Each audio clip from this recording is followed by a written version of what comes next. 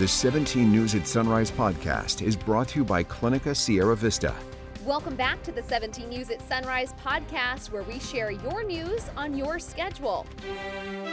Working in the spirit of the Golden Empire, this is 17 News at Sunrise. Good morning from the 17 studio. I'm Maddie Jansen alongside Alex Fisher. 17 News is your local election headquarters, and this morning we begin with breaking news. With 560 days until Election Day, we now know of another name that will appear on your ballots in 2024. President Biden is officially running for re-election. He made the announcement just about 2 hours ago in a video message. NBC's Bree Jackson has more on his new campaign. So if you're with me, it's official. That's why I'm running for re-election. Sources tell NBC News, finish the job will be a key theme of Mr. Biden's re-election campaign. Freedom. Personal freedom is fundamental to who we are as Americans. There's nothing more important, nothing more sacred. The president building upon the central theme of his 2020 campaign, battle for the soul of the nation. Even before making an official announcement, the president's top political foe weighed in. In a lengthy statement, former President Donald Trump blames Biden for record numbers of immigrants crossing the southern border illegally and for inflation hurting American families' finances, setting up a potential Biden-Trump rematch. Something our latest NBC News poll shows most voters do not want, nor do they want Mr. Biden to run again. But if he's the front runner, then he's the one I'm going to vote for. Donald Trump is so much worse. If there was somebody younger and sharper running for president for the Democrats, I would probably prefer them over Joe Biden. Mr. Trump's support among the GOP is growing, despite being indicted on charges of falsifying business records. 68% of Republicans say the charges are politically motivated. In recent weeks, we've seen President Biden traveling across the country, highlighting his accomplishments. Today, he'll hold an event here in Washington, D.C., touting his investments in manufacturing and jobs created under his administration. In Washington, Bree Jackson, NBC News. Back here at home, frightening moments for customers and workers at a sports bar in Kernville after a possible bomb was found inside the building. A bomb squad was called to the Sportsman Inn on Kernville Road yesterday afternoon. Deputies were tasked with evacuating everyone within 100 yards of the bar. We are still waiting to hear from investigators about that possible bomb and how it got there. In your 17 Core Watch, an 18-year-old charged in a deadly DUI crash has pleaded not guilty. Prosecutors filed charges against Timothy Javier Leal last week. He faces 7 felony charges, including gross vehicular manslaughter and while he was intoxicated. Prosecutors say Leal ran a stop sign in a stolen Kia in February and was hit by another car at the intersection. His passenger, 15-year-old Jamie Perez, died. Perez's mother is hoping for the maximum sentence when the trial ends. My son didn't deserve to lose his life. He was only 15 years old. He didn't have enough time to live his life. He was a really good son, a good boy. Leal is being held on $250,000 bail and is due back in court next week. County taxpayers are on the hook for $395,000 after the county settled a wrongful death lawsuit. The county has agreed to pay that amount to the case brought by the family of Nicholas Lovett. Back in December of 2017, deputies say they confronted Lovett as he was trying to break into a home in Boron. Neighbors originally called 911 saying Lovett was yelling in the street, apparently hallucinating and threatening people. Deputies say Lovett initially complied with commands to get on the ground, but later started resisting. His family says deputies used excessive and improper force while restraining him. However, an investigation by the DA's office ruled that deputies were justified and no charges were filed. Happening later today, we may find out if the city of Arvin was going to open up cannabis shops in town.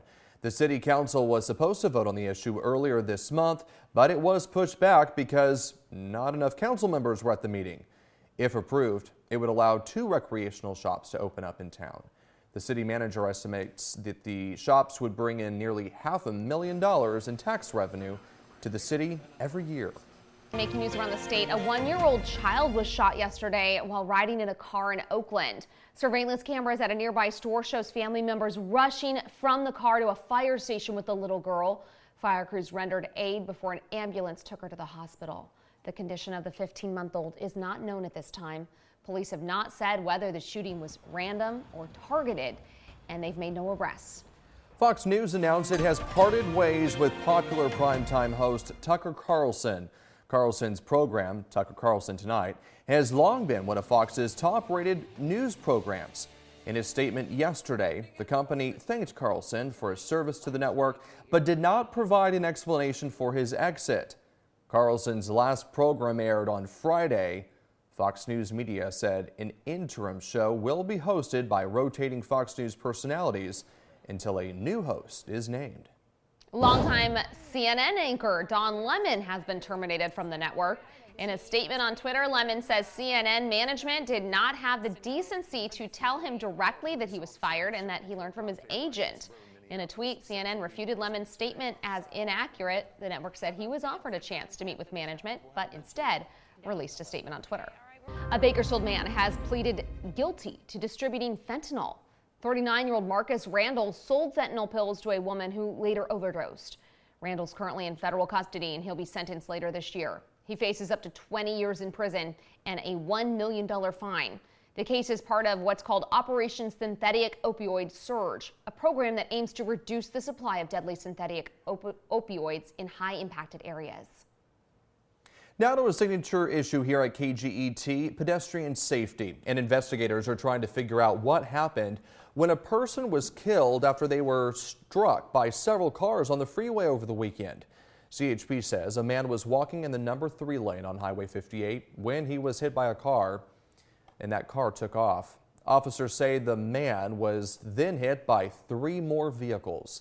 He died as a result. Anyone with information on that first hit and run is asked to call CHP. Investigators are trying to crack down a high-profile cold case here in Kern County. It has been 12 years since a hit-and-run crash killed a former Kern High School District Chief of Police, and still no arrests. On that night, Stephen Alvidrez and his wife were riding a Harley-Davidson motorbike. The couple was hit by a car near Highway 99 just south of Delano. Alvidrez died. His wife suffered major injuries. CHP seeking the public's help in solving the case and bringing it back to the forefront in honor of National Crime Victims' Rights Awareness Week. Anyone with information on this case is urged to call the CHP tip line at 396-6628. Later this week, a march will be held in downtown Bakersfield in support of victims of crime. Kern County District Attorney Cynthia Zimmer is inviting crime victims, their family members, law enforcement, and anyone else who wants to come out to the 9th Annual Crime Victims March. It begins at 3 p.m. on Thursday, right in front of the Kern County Superior Courthouse on Truxton Avenue. Organizers say this year's focus is on child victims of crime. The ceremony is expected to last about an hour. PG&E says its trucks can no longer make it into certain areas of Tulare Lake near the city of Corcoran, so they're now using heavy lift helicopters to protect their power substations in the South Valley. With all of the snow melt and runoff water from recent storms having to go somewhere, it leaves a lot of power grid infrastructure in the Tulare Lake bed vulnerable. So these massive Chinook helicopters are coming in and now having to lift those transformers to higher ground. The substations in Alpa will also have work done to protect them as well. And just a reminder that even under the mildest of conditions, the Kern River can be a killer. Currents are surging with our historic mountain snowmelt, which is only expected to grow stronger in the coming weeks. And already, a group of rafters is lucky to be alive after the first rescue mission of the year on the killer Kern. 17's Marco Torres has more. Playing in the Kern River can cost you your life. More than 300 people have died in the Kern River since 1968. 3 more this weekend narrowly escaped that same fate. With the snowmelt adding extra water to the river, the danger is only greater. Typically, the islands that we see have, sand and people can stand on them, but this island actually had waist-deep water. This is drone video from the Bakersfield Fire Department as crews work to rescue 2 adults and an 8-year-old from the Kern River around Lake Ming Sunday evening. They were clinging to a tree branch until first responders arrived, saving them from the deadly rapid waters. According to BFD, river rescues are expected to be at an all-time high. A number of years ago, I want to say there was 30 plus rescues over like a 1 month period. So that's a substantial amount of people that are trapped out there. So We're expecting more than that this year. I would say probably so. Yeah. The river is flowing at higher levels and faster speeds than years before, so even if you've done it before, this year is very different. It isn't just your life you're putting in danger when you go out into the river, but also the lives of first responders who have to go rescue you before you kill yourself. So many unknowns when you're out in the water like that, things that hazards to us as well are the same hazards to the people, so it's dangerous. Marco Torres, 17 News. The city of Bakersfield's working on a strategy to bring more affordable housing to town, and a committee will discuss today how to provide residents with housing that's stable, safe, and affordable. But as 17th Michaela Armstrong learned, some residents feel that more needs to be done. Affordable housing is a big challenge in Bakersfield, and many Kern County residents are feeling the consequences. I have been homeless before, so I wish when I was looking it was more available than it is nowadays. When it comes to like apartments, it's totally impossible. You don't have a job, what little savings you have is no longer because you have to use it to find housing. As the city finds strategies and actions to address affordable housing, a big factor it will be looking at is the cost burden housing has on residents. Cost burden is a big indicator at how well a city is meeting its mandate to provide housing that is affordable to a community. And according to the city's affordable housing strategy data, in 2019, about 37% of all Bakersfield households were cost burdened, and 21% were severely cost burdened. Households paying over 30% of their income are considered cost burden, and households paying more than 50% of their income are considered severely cost burdened, leaving many residents homeless after spending most of their income on housing.